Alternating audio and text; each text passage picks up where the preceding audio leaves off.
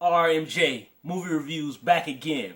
And finally, I'm coming with my next raunchy comedy movie review of the 1984 classic, Revenge of the Nerds, starring Robert Carradine, Anthony Edwards, Curtis Armstrong, John Goodman, Bernie Casey.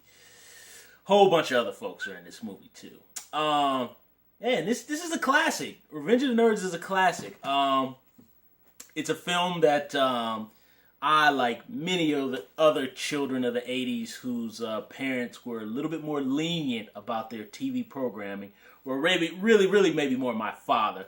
My mother, she actually used to let me watch the television version, but I think like my mother was just like didn't really know the difference, but it was just on, because back in the 80s they used to air this on regular TV, the Channel 43 8 o'clock movie, and all those public stations, independent stations, used to show a lot of these movies. My mother didn't care because I don't think she really knew what the actual content, and plus the fact it was on Channel 43 8 o'clock movie, so it was all cut out anyway, and it wasn't any actual violence. It was kind of more of a goofy comedy.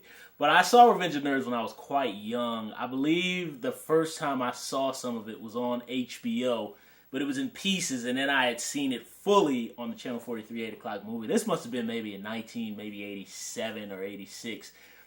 I had seen it a little bit before the second movie had come out theatrically at the theater.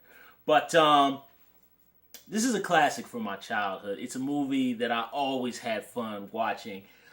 Great repeat value. I really love this film. And what I really always loved about Revenge of the Nerds is the fact that a lot of movies from this time, the teen sex comedies of the day, they would portray nerds. And as far as I remember, I was a little kid. I don't ever remember the term nerds being used unless it was in a 1980s movie.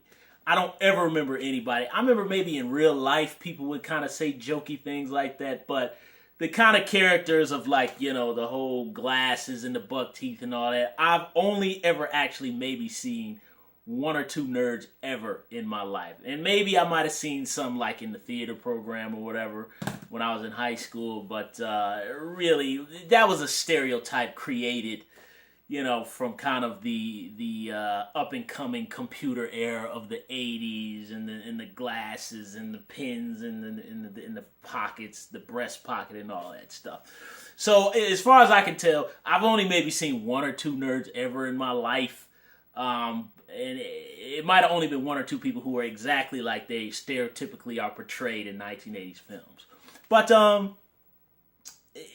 that day, pretty much every nerd in every movie, from Porky's to just Breakfast Club, Weird Science, every single one of those movies, whether it be Lowbrow or something like Hard Bodies or Spring Break or whatever, they were always portrayed as kind of just like, and glasses and goofy kind of thing. What I like about Revenge of the Nerds is it rides that middle ground of they're kind of being stereotypically I can't remember the word, caricatures or stereotypes of cartoon character nerds, but they kind of put it out there a little bit, kind of with Robert Carradine doing the honking laugh, and all of that. But they kind of keep it in terms of that's because Anthony Edwards, who's Gilbert, I should know better, who's Gilbert, his best buddy, he kind of does the laugh a little bit, but really more Robert Carradine and his dad do it.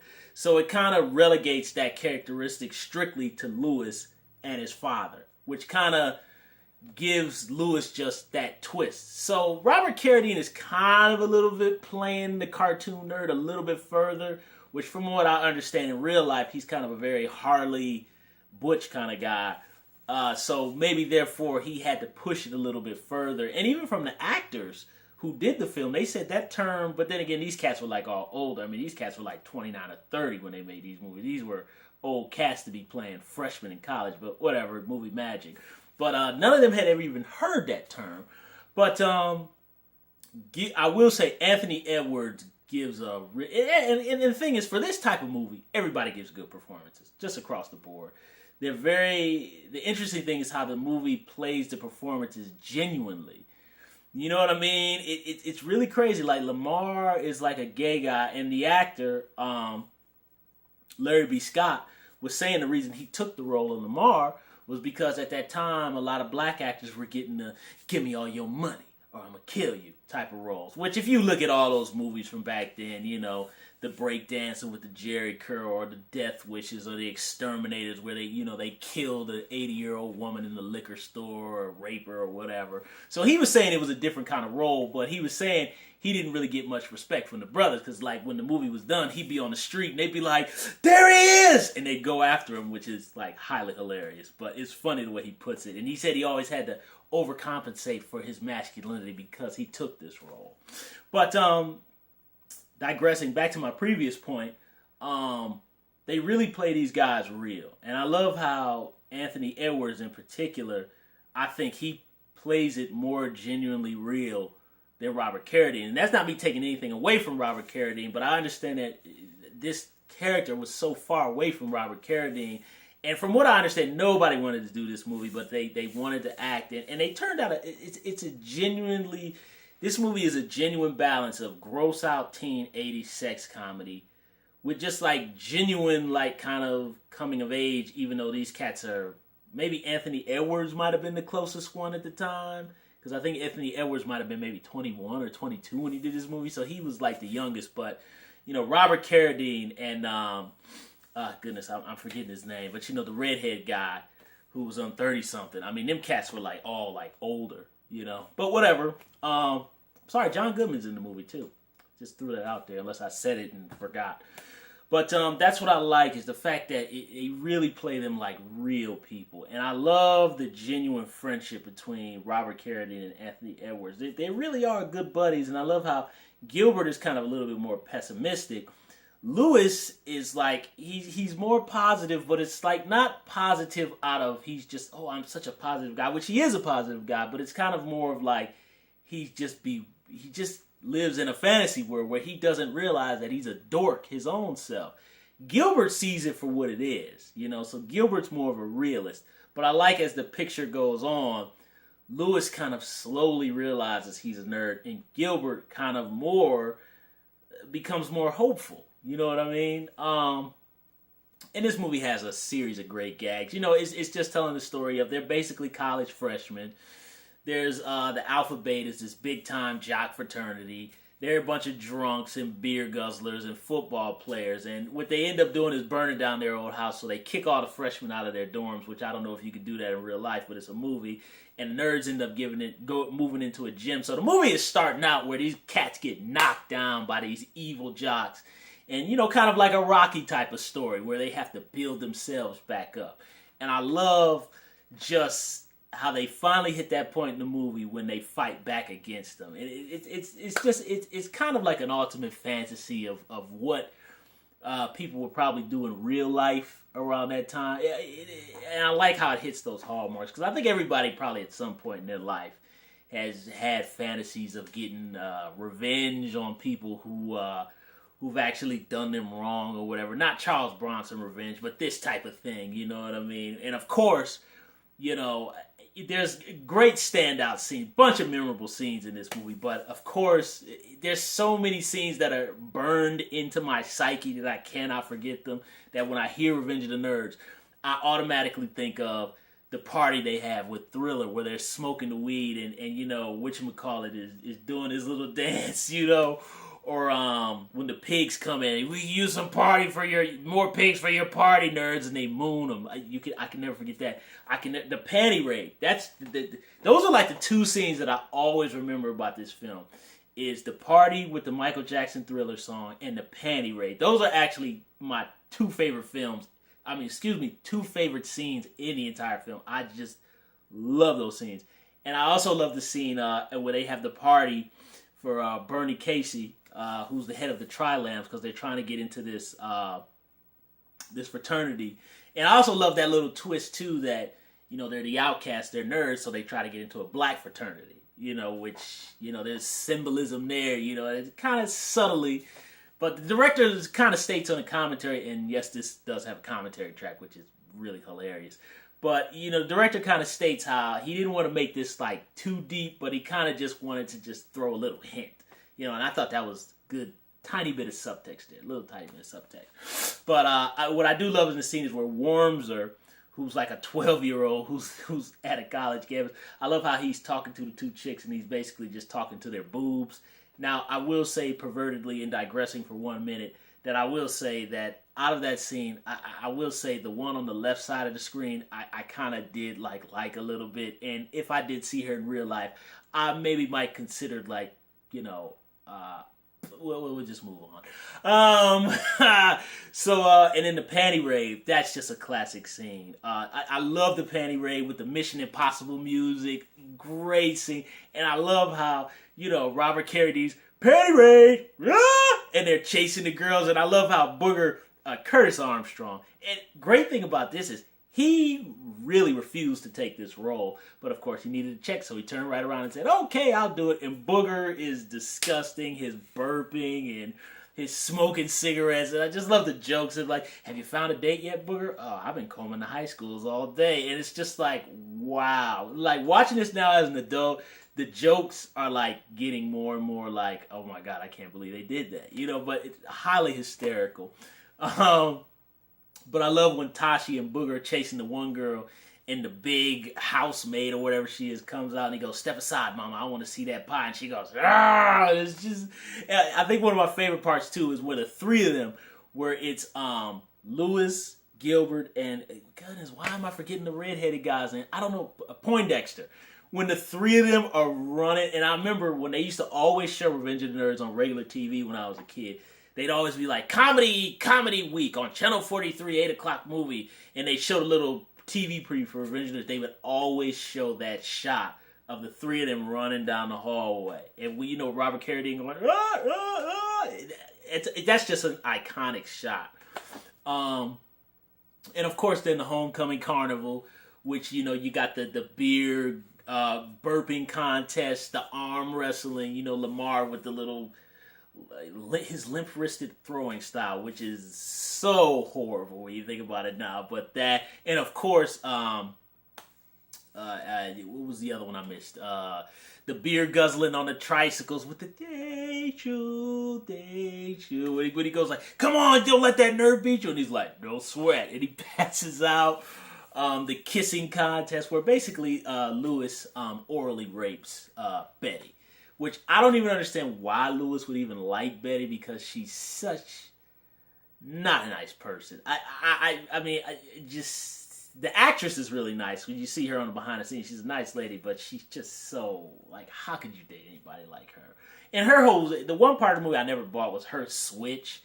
I'm like, so wow, so Lewis does that to you, and that's all it takes. And it's like, wow, Betty was a lot more low level than you actually thought when you think about it. But whatever, I understand they just had to do that for the movie. I mean, I wouldn't want the girl no ways because of her attitude. But and of course, Ogre, played by Jackson from Bloodsport, Donald Gibb, Stan, from Married with Children. I mean, all great villains. And then of course the original Mr. Captain America. Well, maybe not the original movie version of Captain America from 1990, Matt Schillinger, I think is his name. This is a classic movie. And it's funny how, like, when I read little things on the internet now, how people say that the stuff with the panty raid and the cameras and Lewis with Betty and the fun house, that all that kind of stuff would be considered like rape and all that now. But you gotta remember, at this time when these films were made, this stuff was... I mean, these movies were very male-dominated, the way they were created. So that just is what it is. But I don't think these were... None of it is in a malicious intent. It's just made kind of in a very careless 12-year-old boy sort of way. And not in a Dr. Huxtable slip something in your drink and have my way with you while you're knocked out kind of way. So I can see people's arguments... And, in particular the funhouse scene, I get that, but it's all in good fun. This is just a fun movie. And, of course, when they have the final contest where, Lamar comes, "Clap your hands, everybody, lambda, lambda." I mean, it burned into my psyche because I remember when I was a kid and my older siblings used to watch all the breakdancing movies. They used to watch Breaking and Beat Street and Crush Groove and Disorderlies with the Fat Boys. And I remember when I was a little kid, 5 or 6 years old, I would try to break dance and do all that stuff and do the worm and all that stuff back then, that we used to do. And this is just a quintessential 80s movie. It is 80s to the T. I hate to say it now that in terms of watching it, there's a lot different watching this film, because I used to watch this film hundreds of thousands of times from the time I had first seen it, probably in about 86 or 87, all the way up until maybe the last time I remember them airing it on TV. Regular TV might have been 1990, might have been 91 or 92, was, at least from what I remember, was the last time I ever saw it on regular TV. But back then, 91, 92, it had only been maybe 11 or 12 years since it had been out, or whatever it is. It didn't seem dated back then, but kind of rewatching it now, the 80s-isms are starting to stand out. But that doesn't take anything away from it. I'm just realizing that I'm getting older as the film gets older. But still a fun movie. And then the final speech, they kind of cap it off kind of in a serious way with the "We are the champions." And I always love that scene where the guy who's been getting picked on by John Goodman, because basically, which I can't remember his role in the movie, the other guy who's basically an older nerd, and John Goodman is an older jock. And I love how he says that the guys are going to beat up Anthony Edwards because they destroyed their house, because they beat him in the contest. And I love how he goes, leave him alone, don't put your hands on him. And John Goodman says who? And he goes, says me. You a-hole. And I love that scene. I love how he's going to knock him out. And then Bernie Casey, and this is the classic scene where Bernie Casey goes, hold on, coach, and does that point. And when Bernie Casey comes in and does that, you just know, like, this dude means business. And I just love how they pan across on all the brothers. And it's just like, and I just love the music. And it's like, so it just shows you how, like, simplistic and stereotypical, because this movie is stereotypical across the board. But I will say, I think Anthony Edwards, in his performance, really makes it real. And I think the counterbalance is having the two of them together, which kind of breaks it. Robert Carradine and Anthony Edwards, their friendship makes the movie more grounded, and kind of this scene. But I just love, out of all the stereotypes, that's one of my favorite stereotype scenes, is when you got all the brothers and they just kind of got this look on their face like, yeah, man, we shouldn't mess with these cats. They mean business. So that's my favorite scene. And you get the tearjerker where, Anthony Edwards goes, Why? Those bastards destroyed our house. Because we're smart? Because we're different? He's like chilled and cold. It makes it feel like all tearjerky. It's overly sentimental, but still, fun. Revenge of the Nerds is a classic. Hallmark 80s stereotypes, breasts, Michael Jackson music, breakdancing, jocks, beer guzzling. It's just everything you want from the time period. I absolutely love this film. On this DVD here, they actually have the pilot for the television show, which did not get picked up. And I will say that pilot is absolutely awful. It's terrible. And I'm very happy it didn't get picked up, because it sucked. It has a trailer for Revenge of the Nerds 2. Revenge of the Nerds 2, I always liked. At the time, I remember when I saw it, matter of fact, if I remember right, I saw Revenge of the Nerds 2 when it came on the Showtime cable network for the first time. And I actually had taped it off cable, but I think that tape has like been destroyed. But, 2's okay. I was over my buddy about a year ago. My best friend had just moved in. Him and his wife had moved into his house. He had just gotten cable. He was flipping through the channels when Revenge of the Nerds 2 was on. And it was funny because I was just over there visiting. He was showing me his house. And me and him actually watched a little bit of it. We were just kind of just like shaking our heads at all the 80s-ism. I loved him. He was just kind of like, man, this is corny now, Monty. But, 2 was okay. I didn't like the fact that they made it less raunchy and they made it PG-13. But it still has enough raunch for PG-13, but definitely not as bad as the first one. Cause there's some stuff in the first one that's just like crazy. But 2 is okay. The TV movies 3, horrible. It sucked. I remember at the time being so excited to see it when I saw advertisements for it in the TV guide, and they had an ad in the TV guide that said Revenge of the Nerds 3. I was so pumped, and I was thinking, why didn't they come out at the movie theater? And apparently it was supposed to be a pilot before the pilot that's on the DVD was made.